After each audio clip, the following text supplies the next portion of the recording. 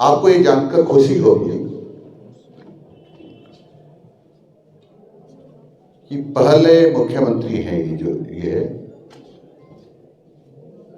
जिन्होंने माननीय वित्त मंत्री जी के बजट प्रस्तुत करने के बाद तुरंत ही सभी माननीय मंत्रीगणों को निर्देश दिए कि सब अपने प्रभार के जिले में जाइए और बजट में क्या क्या प्रावधान किए हैं उसकी पूर्व तैयारी कीजिए,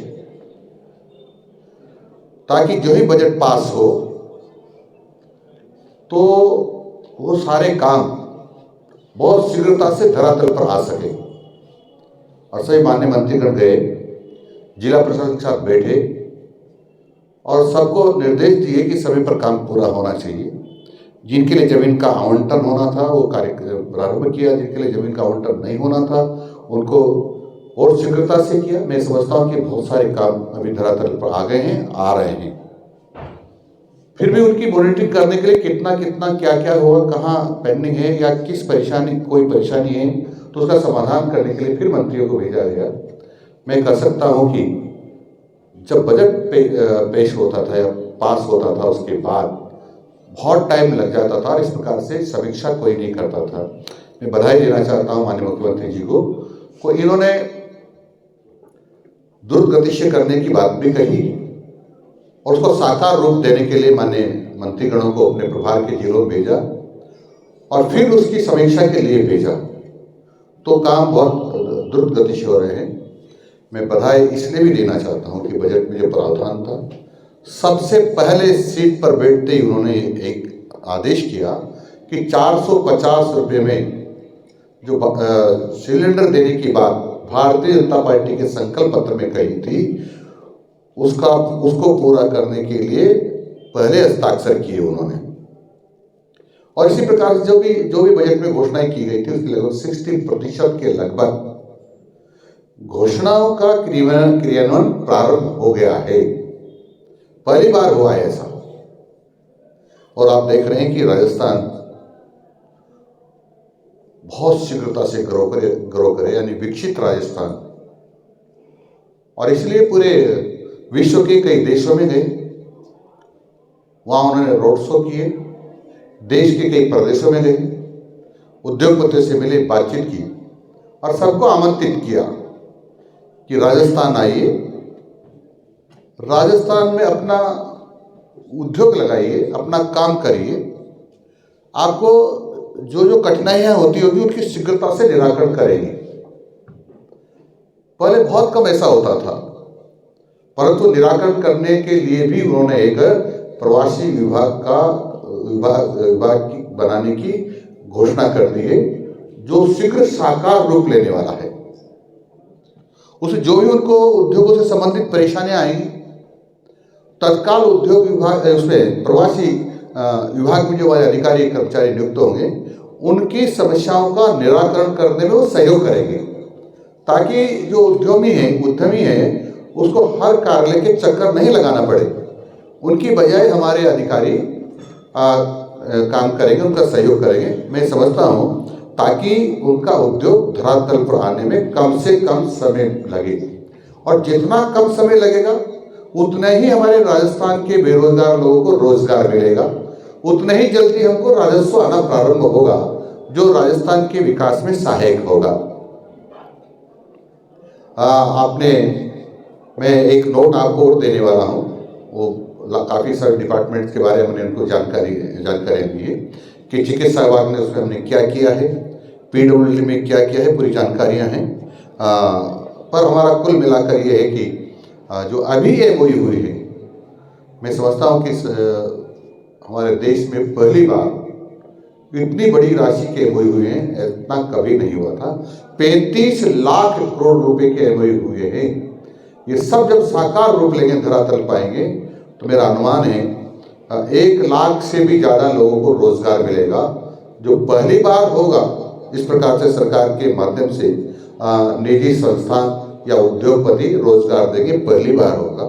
और इसलिए पहले से ही हमारे युवाओं के चेहरे पर चमक प्रारंभ हो गई है, उनका आशा लग गई है कि हमारे भाइयों को या हमको भी इसमें कुछ रोजगार मिलने वाला है। कुछ हमने, मैं सब इसके पहले, इसके तुरंत बाद में बधाई देना चाहता हूं जिला कलेक्टर महोदय को और इनकी पूरी टीम को, शिक्षा विभाग, पंचायत राज सहित सभी विभागों को भी बधाई देना चाहता हूं कि सबने मिलकर के फलोदी जिले में 13 लाख पौधे लगाए जो पेड़ बनेंगे। और हिंदुस्तान में पहली बार हुआ है कि पौधों की रखवाली के लिए भी हम कर्मचारी रखेंगे, नरेगा कर्मचारी जो हमारे होंगे, कर्मी होंगे, वो उसकी रखवाली करेंगे। पानी की जरूरत पड़ेगी तो पानी की व्यवस्था भी करेंगे ताकि अधिक से अधिक पौधे पेड़ बन सके और हमारे जो पर्यावरण प्रदूषण होने से बचा सके। ये बहुत बड़ा काम हुआ है। हमने ये भी कोशिश की है कि हमारे प्रदेश में रहने वाले लोग जो घुमंतु हैं, जो चलते ही रहते हैं, अपने रोजगार के लिए चलते रहते हैं, उनको भी हम कोई एक स्थायी आवास उनका हो, उसके लिए भी हमने 21,000 परिवारों को पिछले 2 अक्टूबर को हमने भूखंड आवंटित कर दिया गया है। और मकर संक्रांति तक मेरा अनुमान है 50,000 तक पहुंच जाएंगे। और जब 50,000 तक पहुंच जाएंगे तो इसके बाद माननीय प्रधानमंत्री से निवेदन करेंगे कि आपने जो आग्रह किया था प्रदेश की जनता को, विश्वास दिलाया है कि कोई भी छत विहीन नहीं रहेगा, यानी मकान विहीन नहीं रहेगा, क्योंकि 3 करोड़ की उन्होंने घोषणा की, उसमें से हमारे 50,000 वो भी देंगे। तो मैं समझता हूँ सभी घुमंतु परिवारों को राजस्थान में अपना आवास हो जाएगा, उनको इधर उधर नहीं भटकना पड़ेगा। रोजगार के लिए कहीं जाएं, हम भी जाते हैं, आप भी जाते हैं, लेकिन उनका एक निष्ठायी निवास होना चाहिए। ये भी हमने कोशिश की है। और आपको पता होगा लाड़ो प्रोत्साहन योजना भी राजस्थान सरकार लेके आई है। अपनी बेटियों के लिए 1 लाख रुपए तक की सहायता, ये राजस्थान सरकार का संकल्प है और इसकी क्रियान्विति बहुत शीघ्र प्रारंभ होने वाली है। इसलिए मैं राजस्थान की सभी बेटियों को मैं बधाई देता हूँ। मित्रों, चिकित्सा विभाग में भी 5 मेडिकल कॉलेजेस का काम प्रारंभ किया है। अब मेरा अनुमान है कुछ दिनों के बाद वो कुछ ही जिले से बच जाएंगे, उसमें शायद नवीन जिले बचेंगे जिनमें मेडिकल कॉलेज नहीं होगा। अदरवाइज लगभग सभी जिलों में मेडिकल कॉलेज होगा। ये बहुत वर्षों के बाद ऐसा अवसर आ रहा है जब लगभग सभी जिलों में मेडिकल कॉलेज होगा। अभी डॉक्टर्स की बहुत कमी है, वो डॉक्टर्स की कमी कुछ अंश तक मेडिकल कॉलेज से पूरी होगी। मैं निवेदन ये भी करना चाह रहा हूँ कि शिक्षा विभाग के अंतर्गत जो हमारे कुछ थोड़ी सी न्यूनताएं थी, अभी भी होंगी वैसे तो, पर जो उसमें से समाधान करने की कोशिश की है। हमारे जो शिक्षक थे उसमें से कुछ शिक्षक अपना मोबाइल कक्षा में ले जाते थे और जब वो पढ़ाने लगते थे, पढ़ाने के लिए उनकी तारतम्यता बनती थी और यदि उस बीच में कोई फ़ोन आ गया तो पढ़ाई के लिए तारतम्यता टूट जाती थी। वो भी डिस्टर्ब होते थे, अध्यापक जी भी, और हमारे बच्चे भी डिस्टर्ब होते थे। तो हमने सभी स्कूलों में मोबाइल ले जाना क्लास में बंद करा दिया गया है ताकि इससे कोई परेशानी ना हो। हमारे कुछ बंधु ऐसे थे जो धार्मिक हैं, धार्मिक तो बहुत सारे हैं, उनमें से कुछ ऐसे थे उस समय में ही ये बहाना लेकर के कि मुझे भैरव जी की पूजा करने जाना है, मुझे बालाजी की पूजा करने जाना है, मुझे नमाज पढ़ने जाना है, ऐसा करके स्कूल समय में से कई घंटों तक गायब रहते थे। हमने सीधा सीधा उनको निर्देश दिए हैं, अब स्कूल समय में कोई भी स्कूल नहीं छोड़ेगा, केवल पढ़ाई से संबंधित ही या विद्यालय से संबंधित ही काम करेगा, इसके अतिरिक्त कोई काम नहीं होगा। इसके कारण से अब जो पहले पढ़ाई होती थी उससे कुछ प्रतिशत और ज़्यादा समय मिलेगा बच्चों को, ताकि वो अच्छी तरह से पढ़ पाएंगे। ऐसे कई छोटी छोटी बातों के बारे में हमने ध्यान किया है। और एक और जो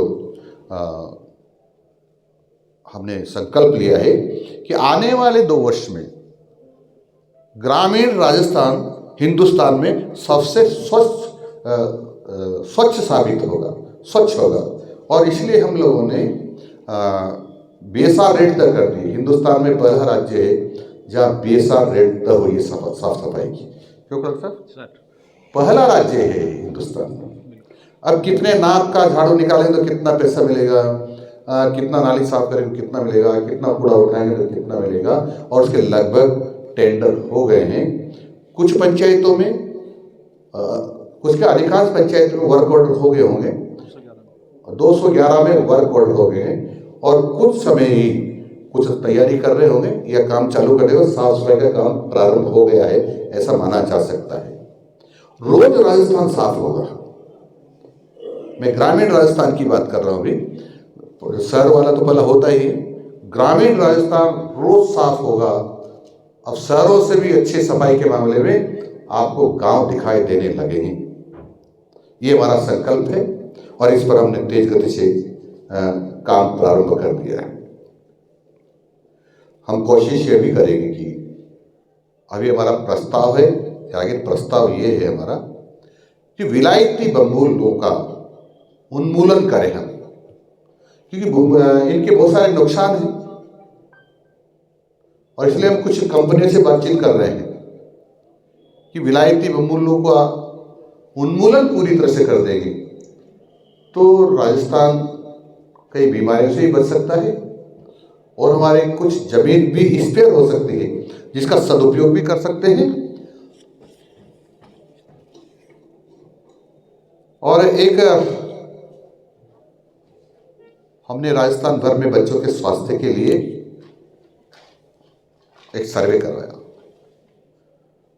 80 लाख बच्चों में से हम लगभग 70 लाख बच्चों के स्वास्थ्य की जांच कर चुके हैं, जिनमें स्वास्थ्य में जो न्यूनताएं थी उनका चिकित्सा विभाग के साथ मिलकर के उनका समाधान कर रहे हैं। उनके स्वास्थ्य की बारे में जो भी दवाई वगैरह जो देनी है वो दे रहे हैं। जहाँ ऑपरेशंस की आवश्यकता है उनको हम ऑपरेशंस भी करवाएंगे। यानी माँ बाप को कई बार उनकी चिंता रहती है, मेरे बच्चे को ये हो गया है, कैसे होगा, कौन से डॉक्टर को देखूंगा। अभी शिक्षा विभाग की जिम्मेदारी हो गई है कि उनको उचित स्थान पर ले जाकर उचित डॉक्टर के पास ले जाकर के उसका इलाज भी कराएं, तब जो स्वस्थ होगा तो ठीक पड़ पाएगा। और इसलिए हमने सूर्य नमस्कार भी कराने का प्रयत्न किया है। पिछले सूर्य सप्तमी से हमने एक साथ एक प्रतियोगिता कराई कि एक साथ राजस्थान भर में सबको सूर्य नमस्कार करना है। हमारे कुछ लोगों का कहना था कि 50 लाख से ज़्यादा नहीं करा पाएंगे, लेकिन आपको ये जानकर खुशी होगी कि 1,33,00,000 बच्चों और वहाँ के सब लोगों ने मिलकर के 1,33,00,000 लोगों ने एक साथ किया और ये वर्ल्ड रिकॉर्ड बना। इसलिए मैं हमारे शिक्षा विभाग को और सभी डिपार्टमेंट के लोगों को जिन्होंने उस दिन सूर्य नमस्कार में भाग लिया था सबको बधाई देना चाहता हूँ। और उसके बाद उन्हें निर्देश भी दिए कम से कम 3 से 5 तक सूर्य नमस्कार रोज प्रार्थना के सभी बच्चों को कराएं, ऐसा जिससे बच्चे स्वस्थ रहेंगे। और जब स्वस्थ रहेंगे तो स्वस्थ दिमाग रहेगा, और स्वस्थ जब मन और मस्तिष्क रहता है तो पढ़ाई में ठीक प्रकार से मन लगता है। इतना मेरा निवेदन था। और मैं ये खुशी मैंने बता रहे थे कि सौर ऊर्जा के क्षेत्र में हमारे 8,800 समथिंग करोड़, 8 लाख है वो तो 8,838 करोड़ रुपए के MOU हुए हैं। ये बहुत बड़ी बात है सोलर के लिए ये बहुत बड़ी बात है। और मुझे ये कहने में कोई शंका नहीं है कि यदि सबसे ठीक ही सूरज की किरणें कहीं कहीं होती है तो शायद औद्योगिक क्षेत्र में होती है। यहाँ अधिक से अधिक हम सोलर के माध्यम से ऊर्जा पैदा कर सकते हैं। 365 दिन में से 325 दिन लगातार सूर्य की किरणें और सौर ऊर्जा पैदा करेगी, ऐसा अनुमान है। मैं अपनी बात को समाप्त करता हूँ। अब आपको कोई बात करनी हो, इधर से आवाज आई थी, आप कुछ पूछ सकते हैं आप। धन्यवाद सर आपका। एक सरकार का 1 वर्ष पूरा हुआ, आपको बधाई बहुत बहुत। सर मेरा एक सवाल था, आप फलोदी जिले के प्रभारी मंत्री भी हैं और जो नए जिले बने थे उसकी जो समीक्षा कमेटी है उसके आप संयोजक भी बने बाद में, बैरवा साहब की जगह आप बुलाया गया। तो मेरा सवाल है कि पवार कमेटी ने अपनी रिपोर्ट दे दी है, तो उस पर आप कब निर्णय लेंगे? क्योंकि जब ये कैबिनेट की बैठक होती थी उसमें ये तय था कि भाई जो नए जिलों पे निर्णय होगा, नए जिलों पे निर्णय होगा। पवार कमेटी की रिपोर्ट सबमिट होने के बाद में शायद आपकी 8-10 कैबिनेट की बैठकें हुई है, तो कृपया बताएं कि फलोदी जिले को लेके क्या कमेटी तय करेगी या आपका क्या विचार है, और सरकार इसको कब तक सॉर्ट आउट करेगी, उचित कौन से रहेंगे या नहीं? उचित समय पर उचित निर्णय लेंगे। सर, बालिका जो शिक्षा के अंदर स्कूटी वितरण है, जैसे कि कालीबाई भील मेधावी स्कूटी योजना है, उसके अंतर्गत जो बालिकाओं को स्कूटी वितरण की जाती है, तो क्या वो कोई एक ही कंपनी की जाती है या फिर इसमें भी कुछ कैटेगरी है वितरण करने के दौरान कि भाई उसको ये कंपनी की दी जाएगी, उसको ये कंपनी की? ऐसा कोई तय नहीं है, अलग अलग एजेंसी है, अलग अलग कंपनियों की होती है। सब जिसका भी नंबर आया तो उसको दे देते हैं। हमेशा नहीं मानते कि साहब इस बच्ची को तो कमज़ोर देनी है या इसको बहुत अच्छी देनी है या इसको इससे कम अच्छी देनी है, ऐसा नहीं। हमारे लिए सब बेटियां बराबर है और हम कोई भी बिना नाम देखा उसको दे, जिस CDT नंबर आया था ना सूची में, उस तरह से दे देते। लेकिन बालिकाओं के अंदर शंका है, क्योंकि यहाँ पर स्कूटी वितरण करेंगे ये हीरो कंपनी की है, जो पीछे की जो बालिकाएं हैं उनको जो TVS कंपनी की है, वो गुणवत्ता के अंदर बालिकाओं का मानना है कि वो TVS की जो है वो गुणवत्ता में अच्छी नहीं है। बालिकाओं का क्या मानना मुझे जानकारी नहीं है, लेकिन एक्सपर्ट्स लोगों से बातचीत करके हमने ये ली है, इसके टेंडर किए होंगे और उसके से स्पेसिफिकेशन तय होते हैं, क्योंकि इतनी स्कूटी एक ही साथ कई बार कई कंपनियां नहीं दे पाती, तो कई बार मजबूरियां भी होती है कि हम अलग अलग लें। जी सर, मेरा एक सवाल था आपसे, क्योंकि सरकार का 1 साल पूरा हो रहा है, बहुत महत्वपूर्ण टाइम होता है। SI भर्ती को लेके जितना आप अशोक गहलोत सरकार को कोसते थे कि पेपर लीक हुए वो हुए, लेकिन आपकी सरकार जब SOG की पूरी रिपोर्ट आने के बावजूद भी सरकार डिसीजन नहीं ले पा रही है कि हम उस SI भर्ती को रद्द करें नहीं करें, और आपके कैबिनेट साथी के ऊपर आपकी पुलिस ने FIR दर्ज की है, इस संबंध में क्या कहना है? देखो, ये एक्सपर्ट्स के जानकारों से, एक्सपर्ट से, कानून के जानकारों से सबसे विचार विमर्श किया जा रहा है और जो निर्णय होगा उचित होगा। इसमें किसी भी कीमत पर राजस्थान सरकार पीछे हटने वाली नहीं है। जो वाजिब निर्णय होगा, इसमें 2 पक्ष हैं। एक पक्ष यह है, कहता है कि हमने ईमानदारी से पढ़ करके पास किया तो हमारे साथ अन्याय क्यों हो रहा है। दूसरा पक्ष ये है कि जो बेईमान लोग भी हैं जिन्होंने बेईमानी से पास किया है। तो क्या निर्णय होगा ये मंत्रिमंडल में, ये सब एक्सपर्ट से विचार विमर्श करने के बाद मंत्रिमंडल में रखेंगे, फिर मंत्रिमंडल क्या निर्णय करता है वो निर्णय मान्य होगा। अभी इस विषय में मैं कुछ भी नहीं कर सकता कि माननीय मंत्रिमंडल क्या निर्णय लेगा। सर, आप 1 साल से यहाँ प्रभारी मंत्री हैं, तो फलोदी के विकास को लेकर कोई एक ऐसा निर्णय जो आपको अच्छा लगा हो, जो यादगार रहा हो, या कोई आपने कोई अचीवमेंट करने में फलोदी के विकास में मदद की हो? सबसे बड़ा निर्णय तो यही है कि इतने सारे MOU हुए हैं यहाँ पर, और जिसे हमने कहा कि सौर ऊर्जा के MOU हमने बताए थे, इसके कारण से लोगों को रोजगार भी मिलेगा। यहाँ जो जमीनें जिनको कंपनियों को जरूरत पड़ रही है वो भी ठीक रेट पर या ठीक किराए पर जा रही है, तो ये सब यहाँ की संपन्नता पहले की अपेक्षा बढ़ेगी। फलोदी से जो जयपुर तक का एक्सप्रेस वे जो 11,500 करोड़ का, ये सबसे बड़ा निर्णय होगा। आपने सुना ना? हैं? फलोदी में चिकित्सा व्यवस्था जो है वो लंबे समय से जो है वो बहुत मतलब पूर्ण स्थिति में है। यहाँ पे आपके फिजिशियन नहीं है, यहाँ पे आपके सर्जन नहीं है, यहाँ पे आपके एनेस्थेसिया नहीं है, यहाँ आपके कार्डियोलॉजिस्ट नहीं है।